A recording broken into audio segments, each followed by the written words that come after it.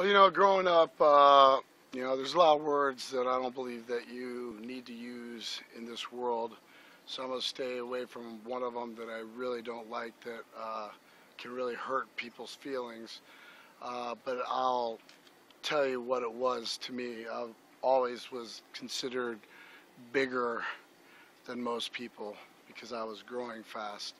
And there were a lot of awful words used that can really, get on your mind and sit at home and think about. So when it came time to thinking about what I wanted to do forever, which was make music and make it with the best friends I could possibly find and that have now, we chose kids that in my mind were special because they were unique in the fact that they were themselves and were all right with themselves.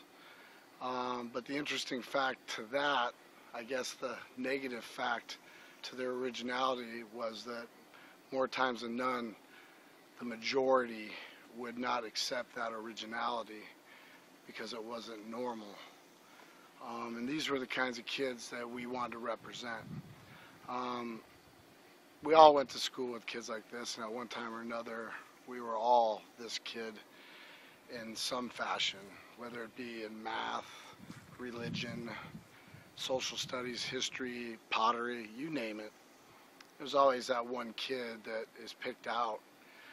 So we sort of knew kind of who we wanted to cater to, and it was us first and foremost, and then find the people most like us who, I affectionately refer to as the maggots, who build up the culture, Slipknot.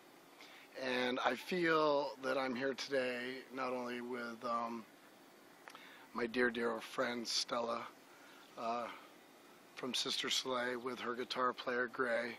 I was invited to come because Stella knows how important things like this are for me, especially being 42 now and wanting to make as much of a difference as I can, as busy as I am. And when I say busy, I'm in Slipknot, but I also, this month, will be married 20 years, and I have 4 kids of my own. And after meeting Kirk in a private meeting, I really thought about my 21-year-old girl, my 18-year-old boy, my 14-year-old girl, and my 8-year-old little boy. And I pulled out a picture of my 8-year-old son, Simon, last, and I showed it to Kirk, and he started crying because Simon looks an awful lot like his son, Ty. And it tied everything together, And I'm just here to make a difference always, as much as I can. And sometimes these differences just appear out of nowhere. And you can make that choice, kind of like he spoke about today. You can ignore it. You can be someone who does something about it, someone who does nothing about it, or that person, as he spoke, that wonders what's going on. And I've always been the sort of person that does something about it. I've always reached out to my fans. I try to be as close as I can, mainly through art, and art as an expression of feeling and pain, whether it be photography, poetry. As a lot of people know, I'm finally completed the Maggot Bible, and the majority of it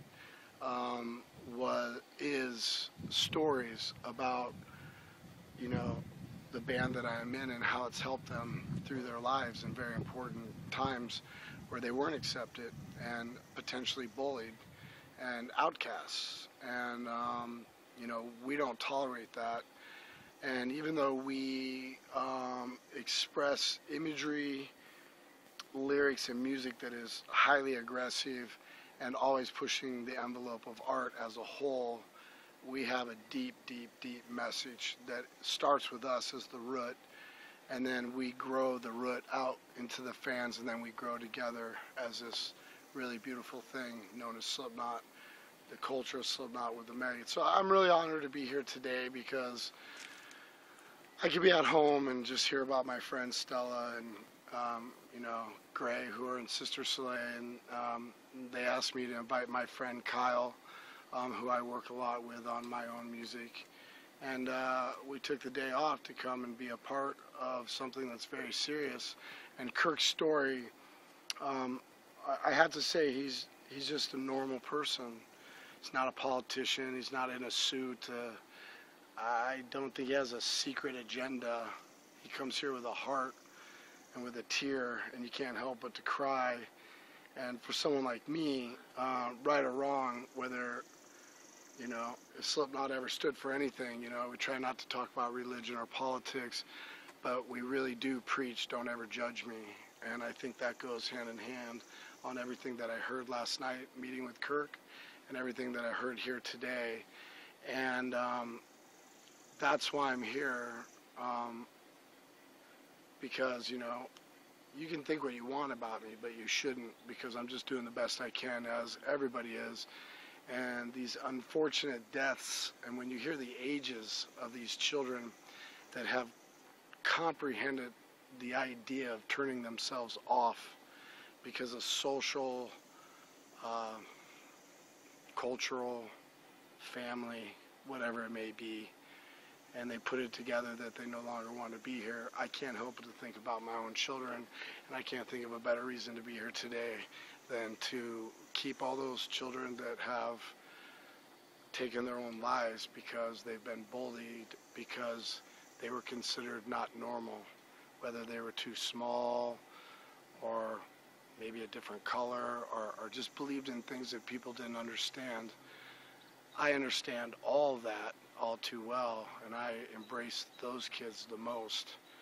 And then I wait for the other kids to come around, and I watch the kids that have been bullied accept them, and that's what it's really about. But I'm here to help Kirk, help these kids that are here today, send a message around the world, and most importantly for myself is to continuously think about my 4 children.